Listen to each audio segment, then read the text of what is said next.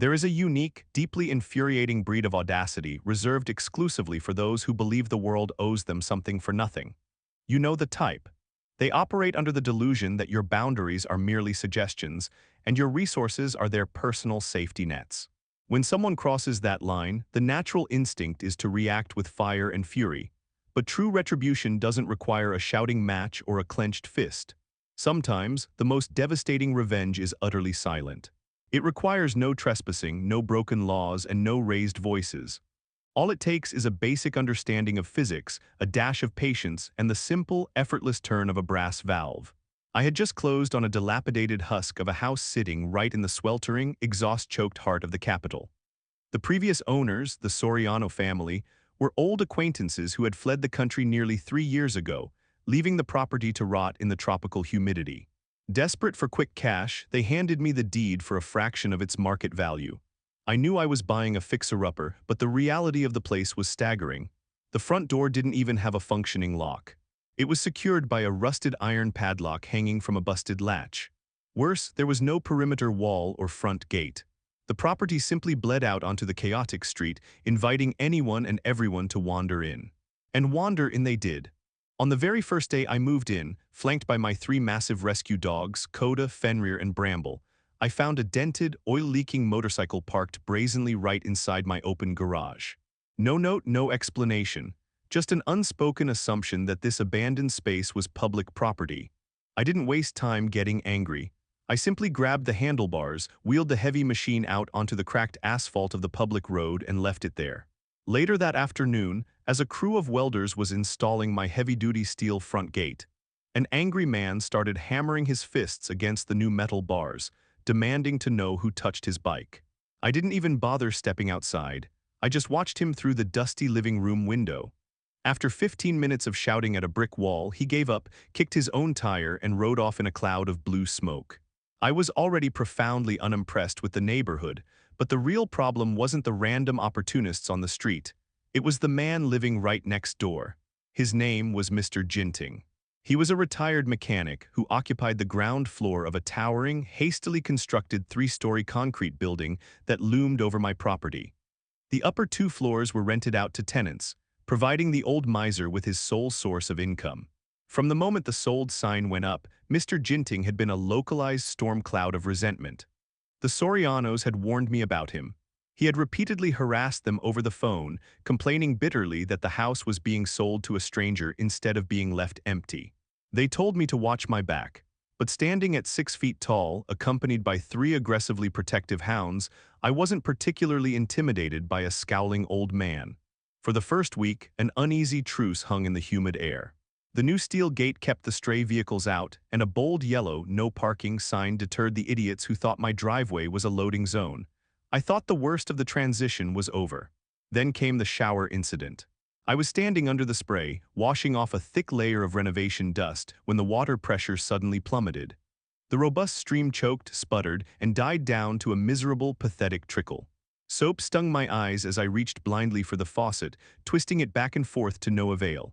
A second later, a low mechanical vibration rattled through the bathroom wall. It was a heavy thrum-thrum-thrum, the distinct whining labor of an industrial water pump kicking into gear next door. In a city with aging infrastructure, public water pressure is notoriously weak.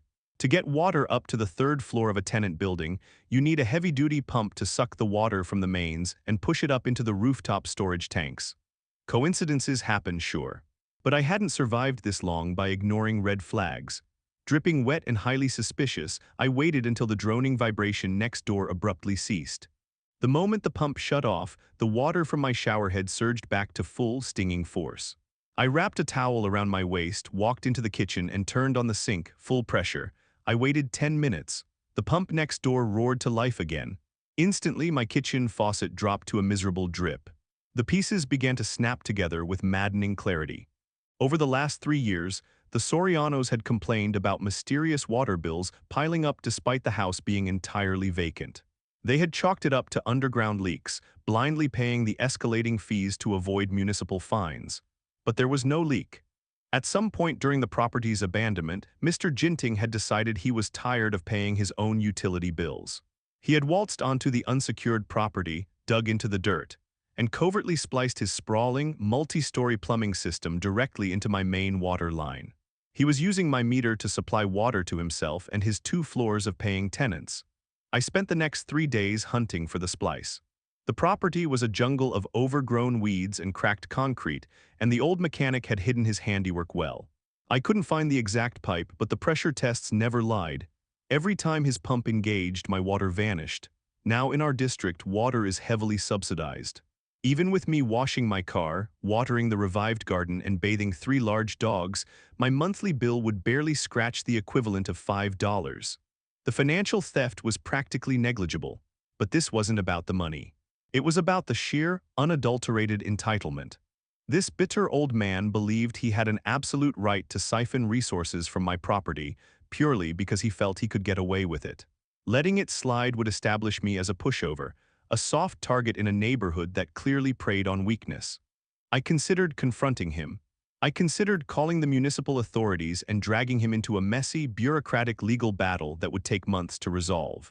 But why invite the headache? I didn't need to step foot on his property. I didn't need to break a single law. I had something far more destructive at my disposal: the main shutoff valve in my own front yard. On Monday evening, the air was thick and stagnant, heavy with the promise of rain that never came. I sat on my front porch in the dark, a cold drink in hand, listening. At exactly 8:15 p.m., the heavy, metallic whine of Mr. Ginting's pump sliced through the quiet night. The tenants upstairs were likely taking their evening showers or doing laundry. I stood up, walked over to the rusted iron grate near my boundary wall, and lifted it. The heavy brass main valve stared back at me. With a slow, deliberate motion, I gripped the cold metal wheel and turned it clockwise. It protested with a dry squeak, then stopped tight.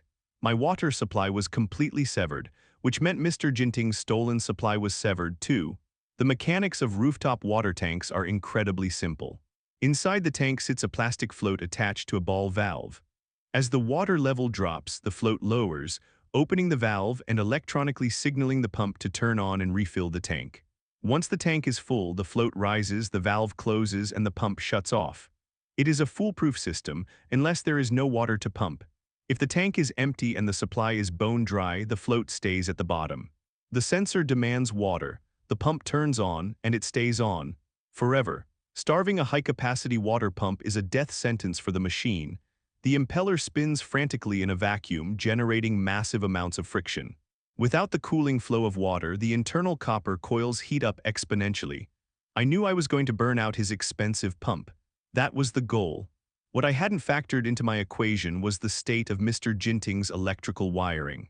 The old mechanic's house was a relic of the late 90s, back when building codes in the capital were treated as polite suggestions rather than law.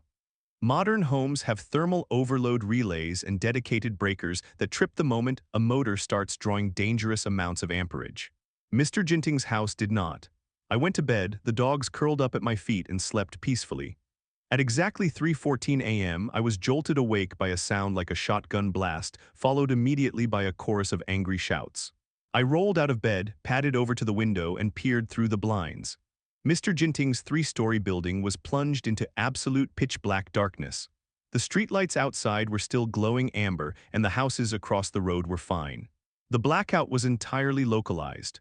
Through the thin walls, I could hear the panicked, furious voices of his tenants echoing in the humid night air. The heavy scent of ozone and melting plastic drifted through my open window. His pump hadn't just burned out. In its desperate, waterless frenzy, it had drawn so much raw power through the ancient electrical grid that it had completely catastrophically overloaded the house's main circuitry. The wiring had fried, blowing the main fuses and taking out the power to all 3 floors. In our jurisdiction, tenant protection laws are fiercely upheld. Basic utilities like water and electricity are classified as essential, untouchable human rights. Landlords are legally obligated to maintain a habitable environment, and sudden, severe negligence resulting in the loss of both power and water is immediate grounds for penalization. By sunrise, the situation next door had devolved into an all-out war. I sat on my porch with a mug of black coffee, watching the chaos unfold. The tenants were screaming at Mr. Ginting in the driveway. The old man looked haggard, his face pale and slick with panicked sweat as he surveyed the scorched electrical panel on the side of his house. When he informed the furious renters that he couldn't afford an emergency electrician and that the power and water wouldn't be restored for days, all hell broke loose. One of the tenants, a young couple on the second floor, didn't even wait for the afternoon. They packed their belongings into a rented van by noon and broke their lease on the spot. The third-floor tenant marched straight to the district police station to file a formal grievance. When a landlord is found in gross violation of habitability laws, the local authorities don't wait for a court order. They issue immediate, crushing penalties. By Wednesday, Mr. Ginting had been hit with a severe $500 municipal fine, an absolute fortune for a retired man living strictly off rental income. Not only was he legally required to refund the security deposits to the fleeing tenants, but his building was formally condemned for rental purposes until the entire electrical grid and plumbing system were brought up to modern code. A renovation that would easily cost him thousands of dollars he simply didn't have. On Thursday morning, as I was hosing down my driveway, Mr. Ginting slowly walked up to my new steel gate. He looked 10 years older.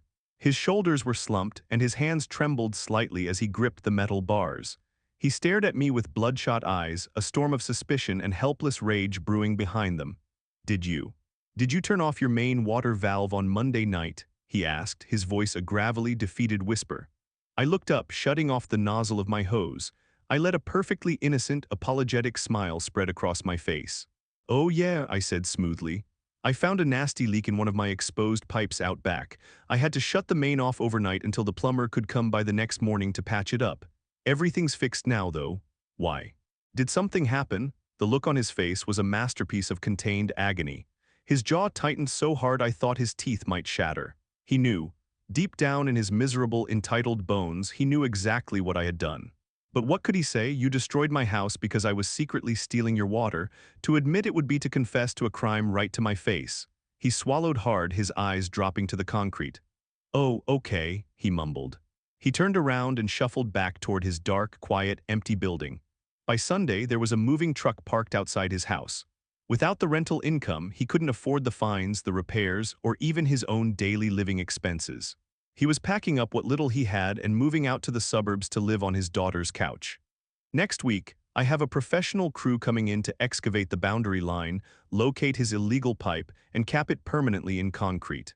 I managed to solve a utility leak, modernize my property line, and entirely remove a toxic, thieving neighbor from my life, all without raising my voice or lifting a finger in anger.